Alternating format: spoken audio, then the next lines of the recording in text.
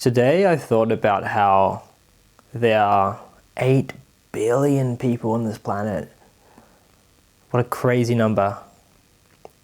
Such a crazy number. You can't even really fathom it, right? When I think about that, it's also incredibly humbling to just see that I am one of so many, and that my story that felt so unique and personal and important. Well, am I any different from an ant in an ant colony, right? From the perspective of the ant, every ant is important, but then also there's sort of a perception from a different place where you can see everybody and you can see how you're just one of many. I think there's something humbling about it. Also something kind of scary about it too, right? But when I think about that, I think about this idea, and it's the idea I want to talk about in this video today, which is to have some fucking self-compassion, right? It's really easy to not give ourselves self-compassion. It's really easy to hold compassion for other people. But we can hold that compassion for ourselves, and we don't really need a reason for it, but sometimes giving yourself perspective and seeing things from a different lens can give that perspective, just to allow yourself to take that compassion in. And so when you look at all the people on this earth and you just see how you're one of them, and there's people that are, more successful than you, but there's also so many people that, quote unquote, aren't or don't have the opportunities that you have challenging life circumstances, have physical disabilities, have really challenging situations, and maybe don't have the privilege that you and I have, right? Even watching this video right now, there's an aspect of privilege. We are here connected over screens across worlds, across cities, across countries, potentially even across planets if an alien or something's watching this. I don't know. Having some self-compassion, because this life that we're living, we're doing it for the first time. Nobody's given us an instruction manual and said, hey, this is how to live life. It's like we're just here. We don't really know what we're doing. Nobody does. And we're just figuring it out for the first time, right? We're making mistakes, we are growing, we're learning, we're going through good times, we're going through tough times. And so in light of all of that, just give yourself a fucking break, man. Give yourself that self-compassion that you've been withholding. And I think when I see this perspective, when I can see this higher perspective of, wow, I'm 28 years old, and in a sense I can see time flying by so quickly. In another sense, I can also see how time goes quickly, and some of the pressure that I think so much of us have to be at a certain stage in life, at a certain age. It's an interesting thing, right? Like, where does that firstly come from? That's something you should consider and think about for your own individual situation. I think we all have a different place where we learned it and where it comes from. I kind of forgot where I was going with that. Yeah, I forgot, completely forgot. Let's get back on track. So self-compassion, just seeing that, even as an adult, you're kind of still a child, because you're still learning for the first time in this education we call life. And you don't have an unlimited amount of time, but we also want to make the most of our time. this is a really interesting kind of phenomenon, right? As we age, we can see that, oh, actually, I wish I used my time better. When we say I wish, or when we regret, or when we feel these emotions about what could have been, this is actually regret, right? Sorry, not regret, this is actually grief. This is a grief process, right? We don't just grieve of our loved ones, but we can also grieve about the life we missed and life we missed out on. It's kind of a different thing to the fear of missing out. It's almost the opposite, right? It's like we have missed out on, or we feel like we have missed out on things, and that is a type of grief. It can bring up certain emotions. It can make us feel anger, or sadness, or even sort of depressive feelings, right? But I think there's also something important that we can gain from this grief, and that is actually taking these emotions and once you sort of process it, you actually learn something from it, you use it constructively. This is a process I learned from my mentor, Kim Barter, where you take the grief and you use it and you put those emotions into living your values. So you can really recognize that time has gone by.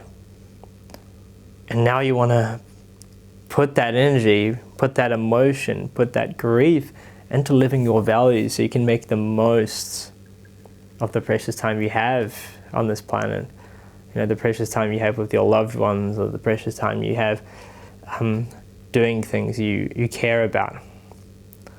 And you can start to see how actually grief is a great teacher, because now, instead of suppressing that grief, by processing that grief and channeling that grief into living their values, we can then live lives that are more aligned, lives that are more fulfilling, because we are putting it into what we consider to be more meaningful.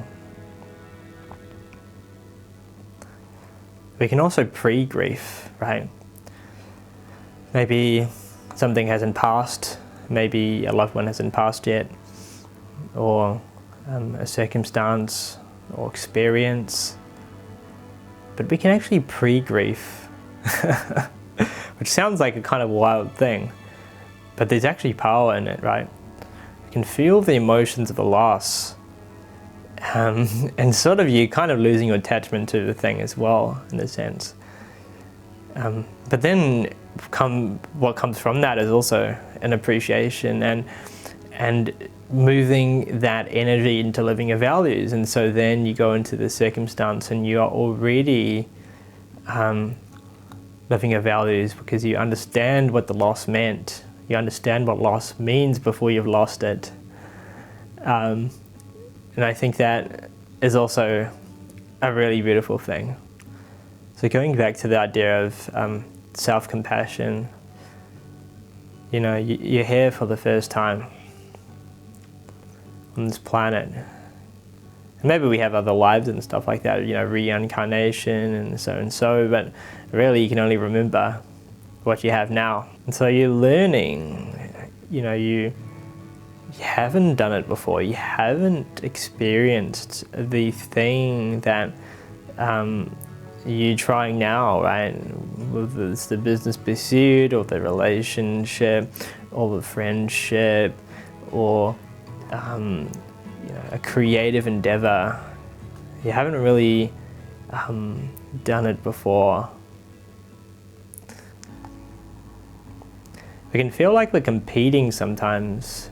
We can feel like there's a ladder, or there's an expectation, or there's a higher level to get to.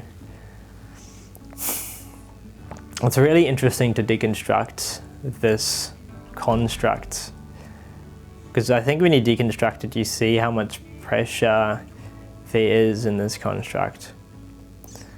I think by questioning it, you start to see that it was built on the shaky ground or shaky foundation. And this is where you construct something from the ground up, from this first principles, from your natural understanding, authentic understanding, rather than taking in an idea from somebody else and saying, oh, well, that's the way things should be.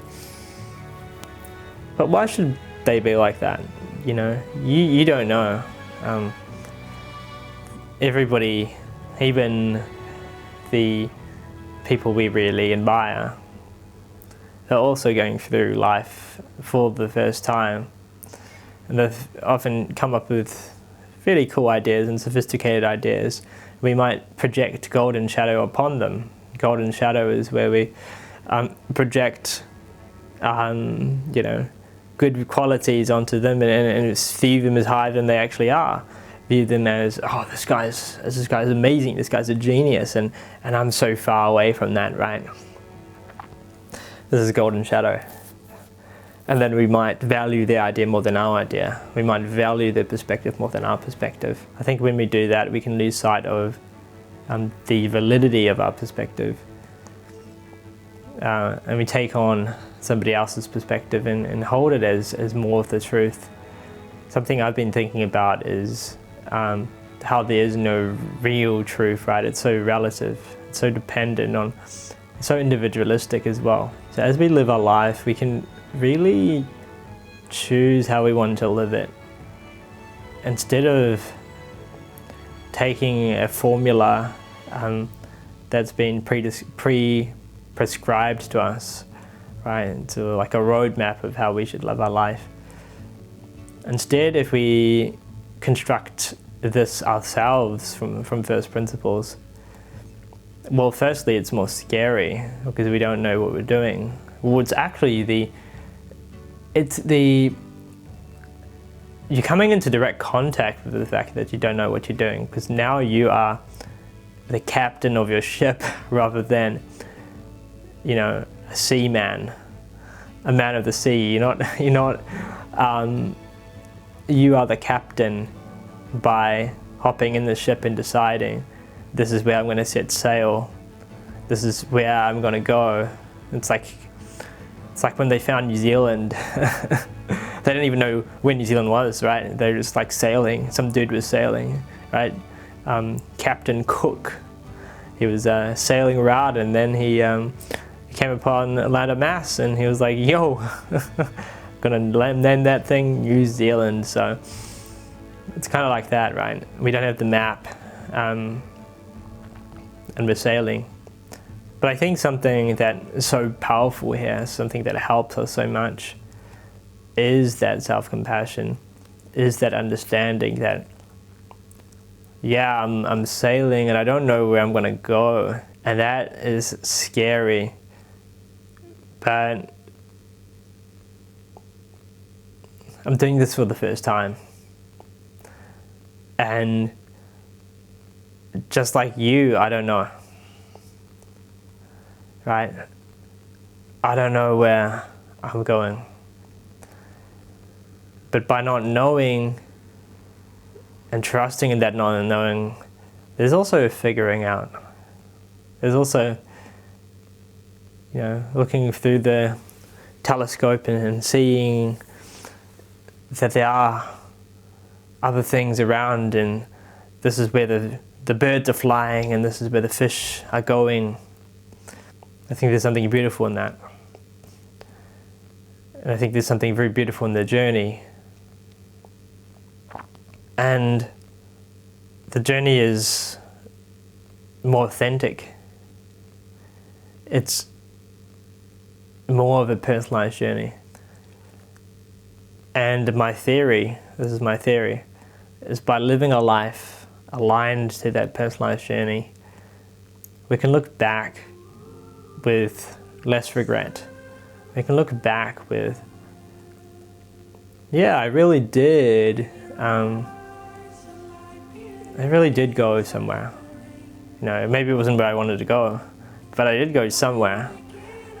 And I can hold a lot of compassion for myself for that process. And looking back in the past, one can grieve, right, the time that has been lost, and hold compassion for that too, right? Because that in itself is also part of the journey. Because at the end of the day, it's whatever we want it to be. It's whatever we want to call it. It's a crazy thing to realize how the labels of the mind, these are all self-constructed. We really are manufacturing our own experience.